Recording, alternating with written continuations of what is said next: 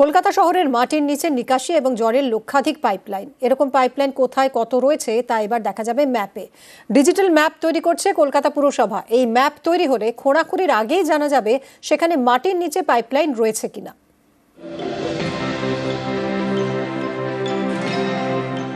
কলকাতায় মাটির নিচে হাজার হাজার পাইপলাইন, কোনোটা বাড়ি বাড়ি জল পাঠানোর, কোনোটা আবার নিকাশি। এই সব পাইপলাইনের হিসেব থাকবে ম্যাপে। মাটির নিচে কোথায় কত পাইপলাইন রয়েছে তার ডিজিটাল ম্যাপিং শুরু করেছে কলকাতা পুরসভা। এত বছর ধরে কলকাতা রয়েছে, অথচ কলকাতার কোনো ম্যাপ নেই। এটা আমাদের MMIC তারক সিং এর উদ্যোগে এবং আমাদের ডিপার্টমেন্টাল সব অফিসার এখন আমরা ডিজিটাল ম্যাপ তৈরি করছি। এটা ইতিহাস, কলকাতা কর্পোরেশনের ইতিহাস হয়ে থাকবে। কলকাতা পুরসভায় 144টি ওয়ার্ড, মাটির নিচে লক্ষাধিক পাইপলাইন। খোঁড়াখুঁড়ির কাজ করতে গিয়ে এর আগে পাইপলাইন ফেটে নানা জায়গায় বিপত্তি। কলকাতায় মাটির নিচে কোথায় কত পাইপ তার কোনো হিসেব নেই। এর জেরেই খোঁড়াখুঁড়ি করতে গিয়ে হয় সমস্যা। এই সমস্যা সমাধানে এবার ম্যাপিং।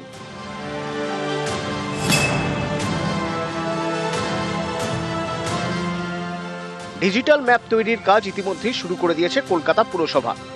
মাটির নিচে কোথায় কটা পাইপ রয়েছে, সেগুলি কত দূর গিয়েছে, কোথায় মোটা পাইপ, কোথায় সরু পাইপ, এই সব তথ্য জড়ো করে ডিজিটাল ম্যাপ তৈরি করা হচ্ছে। 144টি ওয়ার্ডের নিকাশি নালার ম্যাপিং হয়ে গিয়েছে। 52টি ওয়ার্ডের জলের লাইনের ম্যাপিং এর কাজ শেষ। বাকি কাজ ধাপে ধাপে হচ্ছে। কলকাতা পুরসভার ওয়েবসাইটে দেখা যাবে এই ডিজিটাল ম্যাপ। এতে আমরা কোথায় কি আছে আমরা তো কিছুই জানি না। কিছু ব্রেকডাউন হলে হাতড়াতে হয়, কোথায় কি কানেকশন আছে, কানেকশন নেই, কোন ওয়ার্ডে কতগুলো স্ট্রিট ট্যাপ আছে, সেই স্ট্রিট ট্যাপের অতগুলো প্রয়োজন আছে কিনা, স্ট্রিট ট্যাপগুলো ঠিকভাবে মেনটেন হচ্ছে কিনা, জলটা আমার ওয়েস্টেজ হচ্ছে কিনা, আমার যে পাইপলাইন লেইং করা আছে যতগুলো হাউসে দিচ্ছি আমরা, সেই হাউসে একটা ক্যালকুলেশন করে যে এতগুলো লোককে আমি জল দিচ্ছি, এত জল এই পাইপের মাধ্যমে যাচ্ছে, তাহলে মাথা পিছু কত জল যাচ্ছে, কত আমার প্রোডাকশান হচ্ছে, তাতে আমি মাইনাসে আছি প্লাসে আছি, এগুলো ধরা যাবে। পানীয় জলের পাইপলাইন রয়েছে, সেগুলো ডিজিটাল করার কাজ শেষ হয়েছে। কোথায় বা নিকাশি পাইপলাইন, কোথায় পানীয় জলের পাইপলাইন, সেই হদিশ দেবে এবার কলকাতা পুরসভার ডিজিটাল ম্যাপ। প্রয়োজনে ভবিষ্যতে কোথাও নতুন পাইপলাইন হলে সেটাও নথিভুক্ত করা যাবে এই ডিজিটাল ম্যাপে। ক্যামেরায় সনত মিশ্রার সঙ্গে বিশ্বজিৎ সাহা, নিউজ 18 বাংলা। 1 আগস্ট থেকে পশ্চিমবঙ্গে 100 দিনের কাজ চালু করতে হবে। বুধবার কেন্দ্রকে এই নির্দেশ দিয়েছে কলকাতা হাইকোর্ট। এতে স্বস্তিতে এই রাজ্যের পরিযায়ী শ্রমিকরা। তাদের আশা, এবার 100 দিনের কাজ মিলবে, পেট চালাতে আর অন্য রাজ্যে যেতে হবে না। তো আমরা দেশে কাজ পাচ্ছি, তাহলে দেশে কাজ করবো, আর যাবো না, এখানে আমরা দেশে কাজ করবো। 100 দিনের কাজ কেন্দ্রীয় সরকারের প্রকল্প, গরিবদের আয়ের বড় ভরসা। দুর্নীতির কারণ দেখিয়ে দীর্ঘদিন ধরে পশ্চিমবঙ্গকে এই প্রকল্পের টাকা দেয় না কেন্দ্রীয় সরকার। জল গড়ায় কলকাতা হাইকোর্টে। বুধবার কলকাতা হাইকোর্টের প্রধান বিচারপতি TS শিবগানমের বেঞ্চ নির্দেশ দেয়, আগামী 1 আগস্ট থেকে পশ্চিমবঙ্গে 100 দিনের কাজের প্রকল্প চালু করতে হবে কেন্দ্রকে। এতে স্বস্তিতে এ রাজ্যের পরিযায়ী শ্রমিকরা। 100 দিনের কাজ বন্ধ থাকার কারণে আমরা বাইরে যেতাম, কেরালা, দিল্লি, মুম্বই। আর আমরা যেরকম কেরালায় কাজ করতাম, আমাদের বন্ধু বান্ধব গ্রামবাসীরা সবাই অনেক বিপদে পড়েছিল কাজ বন্ধ থাকার কারণে। কোর্টের রায়ে আবার 100 দিনের কাজ রানিং চালু হয়ে গেছে। আমরা অনেক খুশি আছি। কেউ থাকেন মালদা, কেউ মুর্শিদাবাদ, কেউ পুরুলিয়া, শ্রমিকের কাজ করেন। এইসব শ্রমিকদের রোজগারের বড় ভরসা 100 দিনের কাজ। দীর্ঘদিন ধরে পশ্চিমবঙ্গে সেই 100 দিনের কাজ বন্ধ, তাই পেট চালাতে যেতে হয় ভিন রাজ্যে। কেউ কাজ করেন কেরলে, কেউ মুম্বাইয়ে, বাড়ি থেকে অনেক দূরে। বুধবারের হাইকোর্টের নির্দেশে তাঁরা আশায় বুক বাঁধছেন। মুম্বাই যাচ্ছিলাম, আদালতকে ধন্যবাদ জানাচ্ছি। তো আমরা দেশে কাজ পাচ্ছি, তাহলে দেশে কাজ করবো, আর যাবো না এখানে। বাইরে যেহেতু আমাদের বাঙালিদেরকে ধরে মারছে, মারধর করছে, অনেক কিছুই করছে, তো তার জন্য আমরা আরও যাবো না, আমরা দেশে কাজ করবো। 100 দিনের কাজ তো অনেকদিন তো বন্ধ ছিল, যাই হোক, খবর পাইছি কোর্টের রায়ের অনুসারে একটা 100 দিনের কাজ আবার পাওয়া যাবে, এটা শুনে বহুত খুশি আনন্দ লাগলো। 3 বছর ধরে এ রাজ্যে 100 দিনের কাজ বন্ধ, অনেকেই কাজ করে টাকা পাননি। রাজ্যে 100 দিনের কাজ বন্ধ হওয়া এবং প্রাপ্য মজুরি না মেলায় হাইকোর্টে মামলা করে পশ্চিমবঙ্গ ক্ষেত মজুর সমিতি। এছাড়াও একাধিক মামলা দায়ের হয় কলকাতা হাইকোর্টে। এই সব মামলার শুনানিতে বুধবার কেন্দ্রকে হাইকোর্ট নির্দেশ দেয় পশ্চিমবঙ্গে ফের 100 দিনের কাজ চালু করতে হবে। আমরাও মনে করি যে নিশ্চয়ই রাজ্যের যেটা বকেয়া আছে, শ্রমিকদের যেটা মজুরি বকেয়া আছে, সেটা কেন্দ্র সরকারকে দিতে বাধ্য। নিউজ 18 বাংলা। 1 আগস্ট থেকে পশ্চিমবঙ্গে 100 দিনের কাজ চালুর নির্দেশ হাইকোর্টের। কেন্দ্রের কাছ থেকে বকেয়া সমেত বরাদ্দ দাবি করেছে রাজ্য, আর এই নিয়ে রাজনীতির তরজা শুরু। দুর্নীতিগ্রস্তদের থেকে টাকা আদায়ের দাবি বিজেপি বিধায়ক শঙ্কর ঘোষের। টাকা আটকালে ভোটও আটকে যাবে, তোপ কুণাল ঘোষের। মুখ্যমন্ত্রী রায়ের কপি পড়লে ভালো করে বুঝতে পারবেন, এই রায়ে একটা পরিষ্কার কথা বলা হয়েছে যে বকেয়া পাবেন না, অর্থাৎ দুর্নীতি হয়েছিল। হাইকোর্টের রায় এটা প্রমাণিত হয়েছে।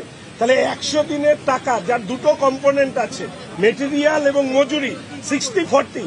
আমি বলবো যে যাদের তৃণমূলের নেতা মন্ত্রীরা যারা সাইকেল নিয়ে ঘুরতেন, এখন ফরচুনার নিয়ে ঘোরেন, তাদের পকেট থেকে টাকা বের করে নিয়ে আসবার যদি রায় হয়, তাহলে আমি সব থেকে খুশি হতাম।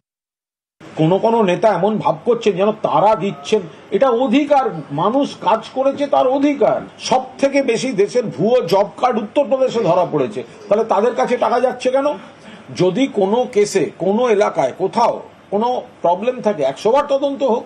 এই যারা এইসব বলছেন না, টাকা নয়, অমুক নয়, টাকা আটকাবেন, আপনার ভোটও আটকে গেছে, কোনো ভোট নয়। সারা বাংলার মানুষ নেমে যে আন্দোলন করেছেন, সেই আন্দোলনে মান্যতা দিয়েছে হাইকোর্ট। 100% এরিয়ার পাওয়া উচিত, কেন এরিয়ার দেবে না? জন্মের ভুয়ো শংসাপত্র মামলায় ফের গ্রেফতারি। বাসন্তী থেকে পুলিশের জালে নার্সিংহোম মালিক পাকড়াও সোনাখালীর বাসিন্দা রহমতুল্লাহ মোল্লা। কথা বলবো অনুপের সঙ্গে। অনুপ, এই যে রহমতুল্লাহ মোল্লাকে গ্রেফতার করেছে পুলিশ, এর কি ভূমিকা ছিল এই বেআইনি কারবারে? কিভাবে এই ভুয়ো বার্থ সার্টিফিকেট তৈরিতে কি করতো এই ব্যক্তি? কথা বলবো অনুপের সঙ্গে। আরো একবার জানাই আপনাদের, জন্মের ভুয়ো শংসাপত্র মামলায় আরো এক গ্রেফতারি। বাসন্তী থেকে এবার পুলিশের জালে নার্সিংহোম মালিক সোনাখালীর বাসিন্দা রহমতুল্লাহ মোল্লা, তাকে গ্রেফতার করেছে পুলিশ। পাঠানখালী পঞ্চায়েত থেকে পোর্টালে ভুয়ো শংসাপত্র, রহমতুল্লাহ নার্সিংহোমের ঠিকানায় জাল বার্থ সার্টিফিকেট।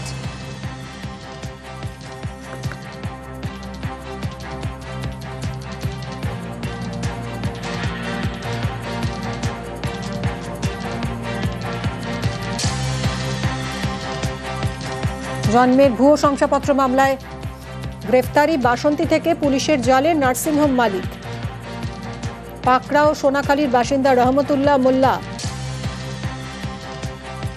পাঠানখালী পঞ্চায়েত থেকে পোর্টালে ভুয়ো শংসাপত্র, রহমতুল্লাহ নার্সিংহোমের ঠিকানায় জাল বার্থ সার্টিফিকেট। সরকারি পোর্টালে রহমতুল্লাহ নার্সিংহোমের ঠিকানা দিয়েই কাজ হতো। ধৃত পঞ্চায়েত কর্মী গৌতম সর্দারকে জেরায় হদিশ রহমতুল্লাহর সঙ্গে যোগসাজশেই বেনিয়মের চক্র চলত। জেরায় কবুল করেছে ধৃত পঞ্চায়েত কর্মী গৌতম সর্দার।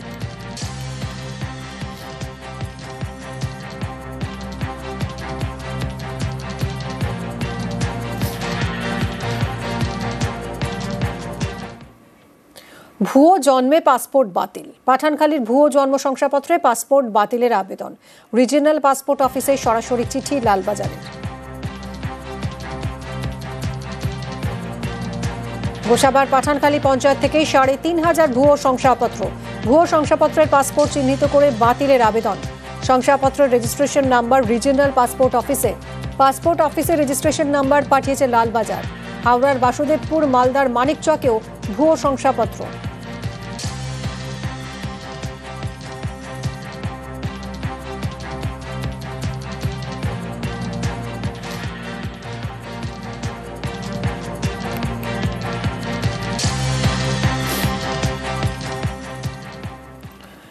ভুয়ো শংসাপত্র আটকাতে কড়া পদক্ষেপ রাজ্যে। রেজিস্ট্রার বা সাব রেজিস্ট্রার নিয়োগের জন্য chief registrar of birth and ডেথসের অনুমতি বাধ্যতামূলক। পদাধিকার বলে এই দায়িত্বে রয়েছেন স্বাস্থ্য অধিকর্তা। রেজিস্ট্রারের ফোন নাম্বার, ইউজার আইডি বদলে জালিয়াতির অভিযোগ। তথ্য বদলের ক্ষেত্রে স্বাস্থ্য অধিকর্তার অনুমতি বাধ্যতামূলক করা হয়েছে। তৈরি হচ্ছে রেজিস্ট্রার ও সাব রেজিস্ট্রারের তালিকা।